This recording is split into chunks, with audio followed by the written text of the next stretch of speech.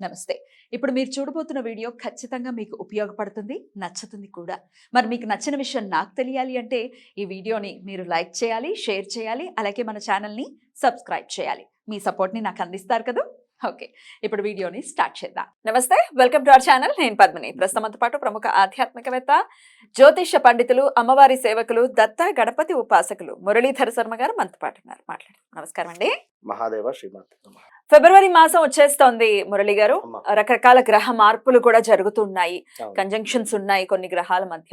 అవును. సో ఎలా ఉండబోతోంది ద్వాదశ రాశుల వారికి ఈ ఫిబ్రవరి మాసం అనేది తెలుసుకోవాలనుకుంటున్నామండి. ముందుగా అసలు ఏ ఏ గ్రహాలు కలిసి ఉండబోతున్నాయి, మొత్తం 1 మంత్ ఎలా ఉండబోతుంది గ్రహస్థితి అనేది ఒక్కసారి చెప్పిన తర్వాత మనం రాశులలోకి వెళ్దాం.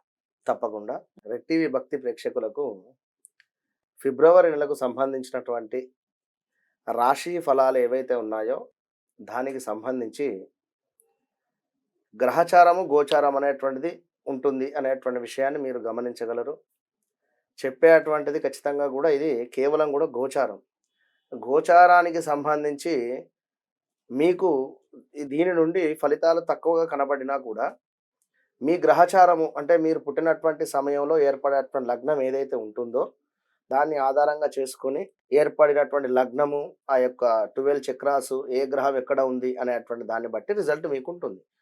కానీ ఇది మనం చెప్పేటువంటిది ఫిబ్రవరి నెలలో ఏ ఏ గ్రహాలు మారడం వలన ఏ రాశుల వారికి ఏ విధమైనటువంటి ఫలితాలు ఉంటాయి అని.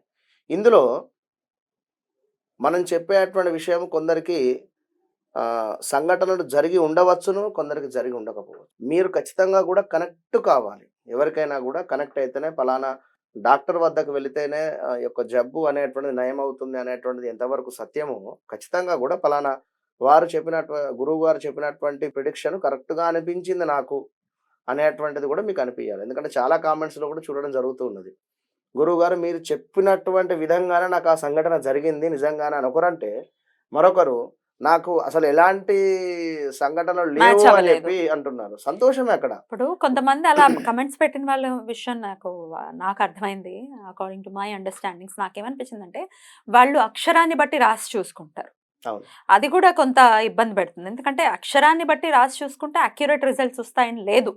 ఒక్కొక్కరు ఒక్కొక్కటిలా చెప్తూ ఉంటారు. 100% మనకు కనిపించాలి, పోనీ 100 కాదు, 50% అయినా మనకి గోచారానికి సంబంధించి మనకు కనిపించాలి అంటే మన రాశి లగ్నం పర్ఫెక్ట్ గా మనకు తెలిసి ఉండాలి. తెలిసి ఉండాలి అంతేనా? ఖచ్చితంగా కూడా. ఉమ్. కనుక మీరు ఈ యొక్క సబ్జెక్టును అర్థం చేసుకోండి. ఏదో కర్కాటక రాశికి బాగాలేదు అంటే బాగాలేదు అని చెప్పి నాది కర్కాటక రాశి అని చెప్పి అనుకోవద్దు. కనుక మీకంటూ ఒక డేట్ ఆఫ్ బర్త్, పుట్టిన సమయాన్ని బట్టి నిర్ధారణ ఉంటుంది. దాన్ని బట్టే మీరు ముందుకెళ్ళాలి. ఇక అవి లేవు అనుకుంటే అది సెకండరీ విషయం. దానికి సంబంధించింది చాలా టాపిక్స్ మాట్లాడడం జరిగింది. మీరు చూసుకోండి. ముందుగా మరి గ్రహస్థితి ఎలా ఉందండి ఫిబ్రవరి మాసంలో? ఫిబ్రవరి మాసానికి సంబంధించి మనకు యొక్క సూర్య భగవానుడు మకరంలోకి రావడము మనకు మకర మకర సంక్రాంతి నాడు. సంక్రాంతిని పురస్కరించుకొని అది పెద్ద గ్రహమే. ఉమ్. ఈ శని భగవానుడు ఎక్కడైతే ఉన్నాడో అక్కడే కుంభంలోనే ఉన్నాడు. తనకు సంబంధించి ఎలాంటి మార్పు లేదు. గురువు గారు కూడా మేషంలోనే ఉండడం జరిగింది. కనుక తనకు సంబంధించింది ఏది లేదు. చూసుకున్న రాహుకేతువులు అక్కడే ఉన్నారు. ఇక్కడ కన్యలో, అదేవిధంగా అక్కడ ఉమ్. మన మీనంలో. మీనంలో ఉమ్. రాహువు. ఇక శుక్రుడు, కుజుడు, అదేవిధంగా బుధుడు, ఈ 3 గ్రహాలు మాత్రమే మారేటువంటి పరిస్థితి. ఈ 3 గ్రహాలు మారేటువంటి సందర్భంలో ఇక్కడ బుధాదిత్య యోగము ఏర్పడుతుంది. విన్నరా? ఫస్ట్ సూర్యుని వద్దకు బుధుడు వెళ్ళిపోతూ ఉన్నాడు. దానిని బుధాదిత్య యోగము. ఇది కొన్ని రోజులు కొన్ని రాశుల వారికి. అటు పిమ్మట కుజుడు వెళ్ళడం జరుగుతున్నది, అదే సూర్యుని వద్దకు. నెక్స్ట్ శుక్రుడు వెళ్ళడం జరుగుతున్నది. 4 గ్రహాలు ఒకే దగ్గర గ్రహ ఉండిపోతున్నాయి. యుద్ధం కూడా ఏర్పడేటువంటి పరిస్థితి ఉన్నది. ఎగ్జాక్ట్లీ. కనుక ఈ గ్రహాలను బేస్ చేసుకొని ఎవరికి బాగుంది ఎవరికి బాగలేదు అనేటువంటి దాని ఇప్పుడు గురించి చూద్దాం. మనం మాట్లాడుకుందాం. షూర్. మరి మేషరాశి వారికి ఫిబ్రవరి మాసం ఎలా ఉండబోతోందండి? తప్పకుండా మేషరాశి వారిని చూసుకున్నట్టయితే పెద్దగా మార్పులు ఏం లేవు.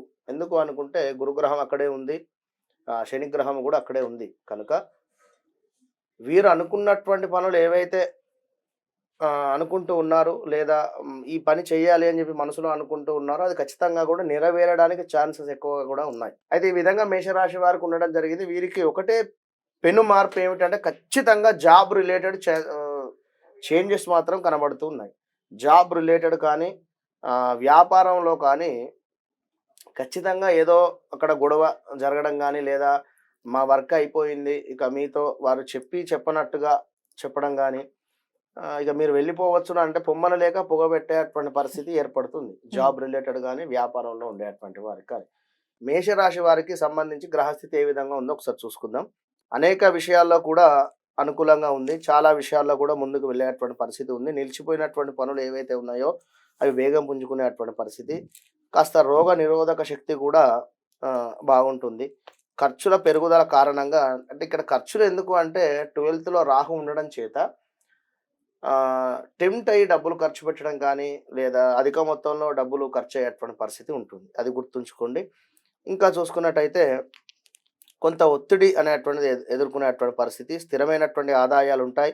మీ మనసు మంచి ఆలోచనలతో నిండి కొంచెం అగ్రెషన్ వచ్చినా లేకపోతే బాధ అనిపించినా వెళ్ళిపోవడం లాంటివి చేయొద్దు అని అంటున్నారు. ఖచ్చితంగా. రైట్, ఓపిక వహించండి. రైట్, దీనికైతే ఏదైనా పరిహారం ఉందా అండి ఇట్లా? సూర్యునికి ఖచ్చితంగా కూడా ఉమ్. నమస్కారం చేసుకోండి. అర్ఘ్యం విడిచిపెట్టండి. Right. సూర్య భగవానునికి బెల్లంతో కలిపినటువంటి నీటితో అభిషేకం చేసుకోండి. మంచి ఫలితం ఉంటుంది. Right.